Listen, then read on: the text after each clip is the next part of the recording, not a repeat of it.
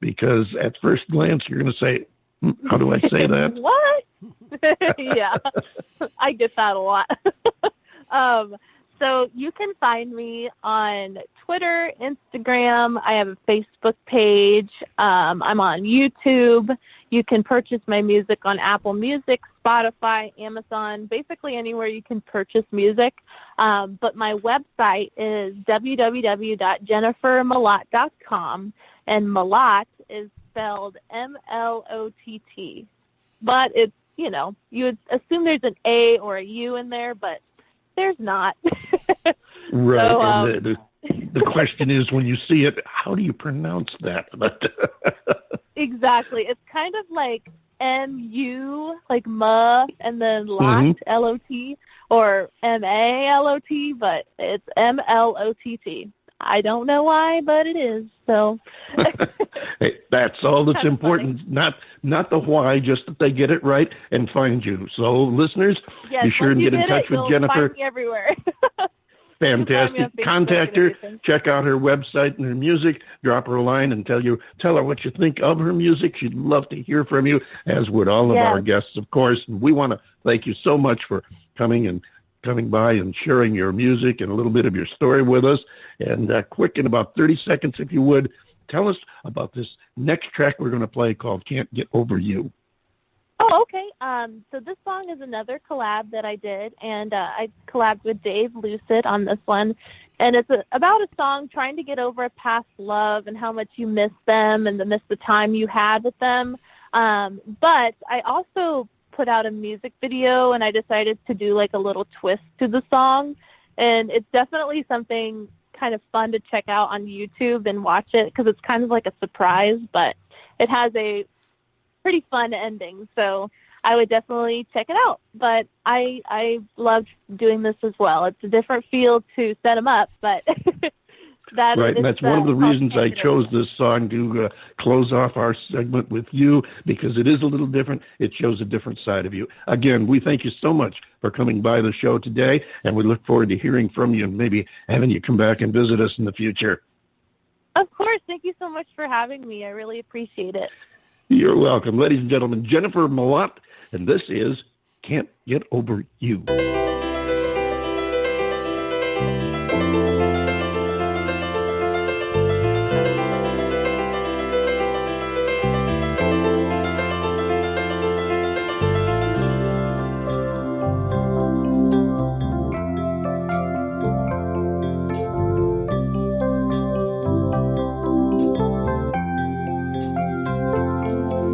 I'm looking back and our memories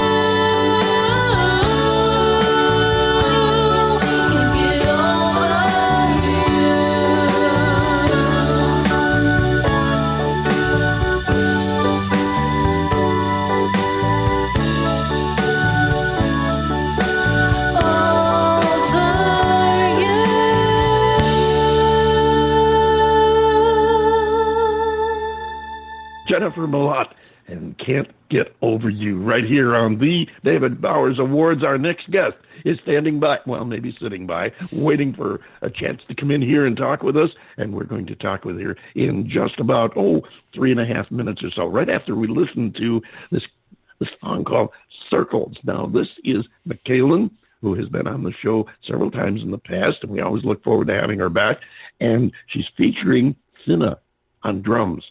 Here's Mikalyn and Circles.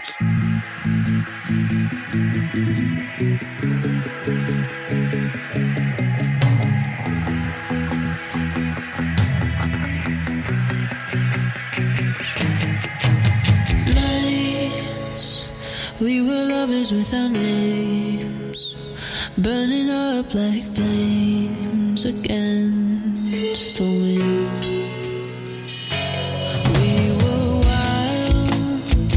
Animals that got so tame. Now our smells don't look the same since we began.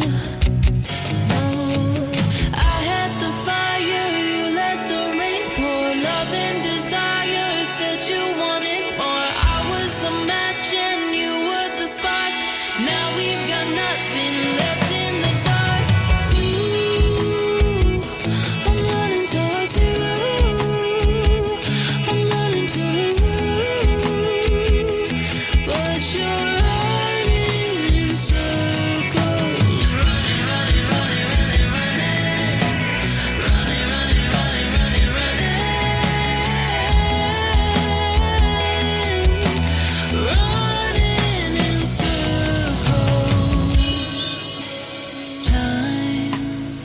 Felt like we never had enough. When things would get tough, you'd walk away.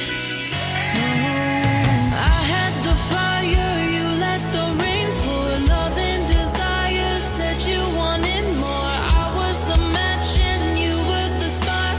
Now we've got nothing left in the dark. Ooh, I'm running towards you.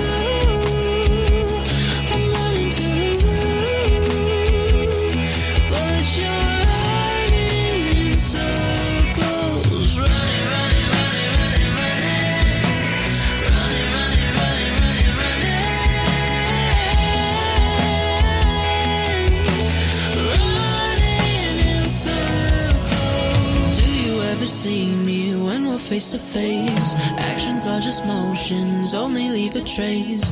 All of these emotions, have they gone to waste? You are like the ocean, pulled out by Jesus.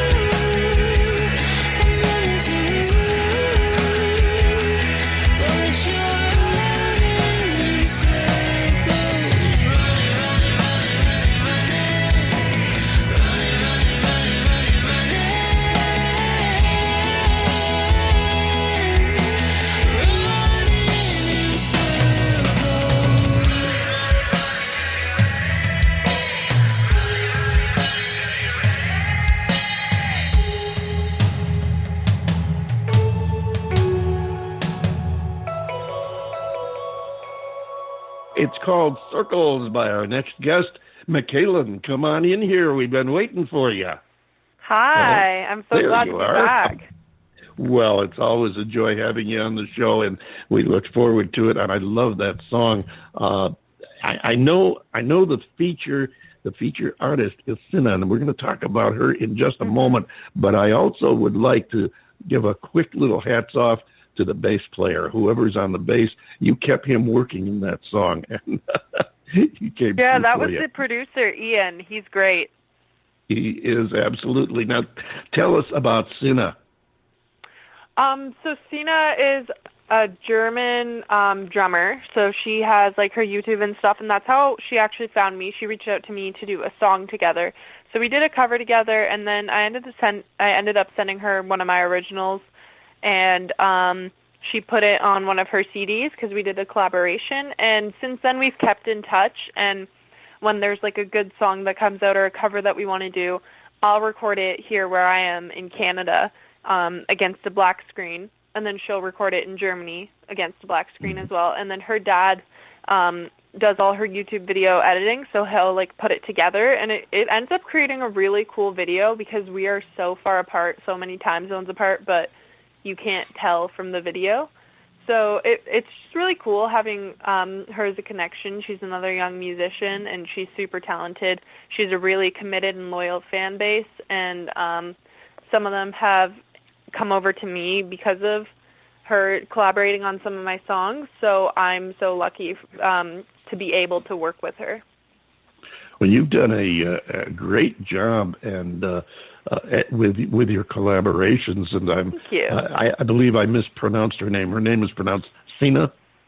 That's how I pronounce it. That's how I'm pretty sure it's pronounced, but I'm not 100% sure how it's pronounced in Germany. Okay, well, if you get a complaint and say I mispronounced her name, tell her I did worse on your name one time. So that's okay. Everyone does.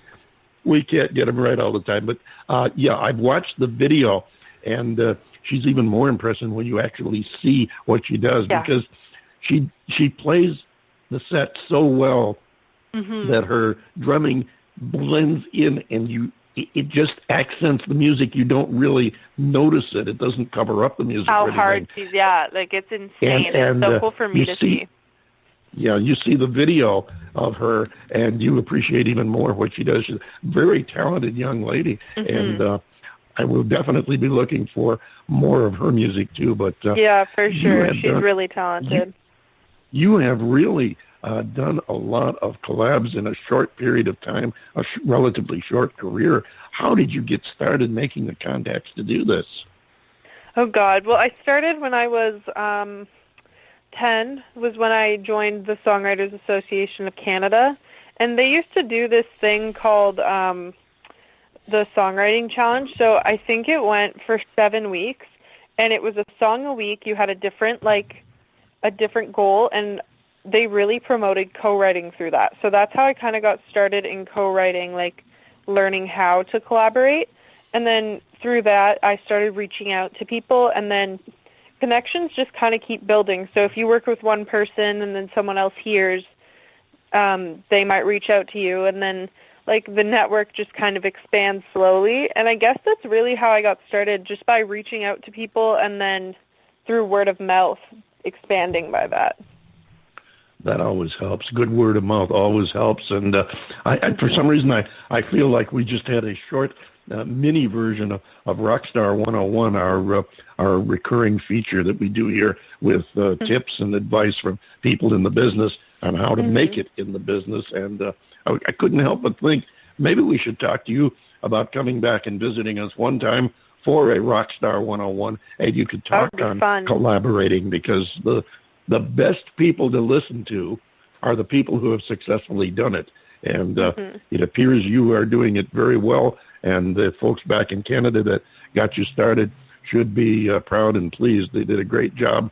And I think it's something that more producers, arrangers, and promotion people for new artists should spend a little more time working on. I'm glad to see the Canadian Songwriters Association doing it, because it's something that can, it's almost beyond being beneficial. It's almost necessary. Not quite yet, but it doesn't hurt to be able to have not only good collaborators, but a good string, or a good cadre of collaborators you work with, and you can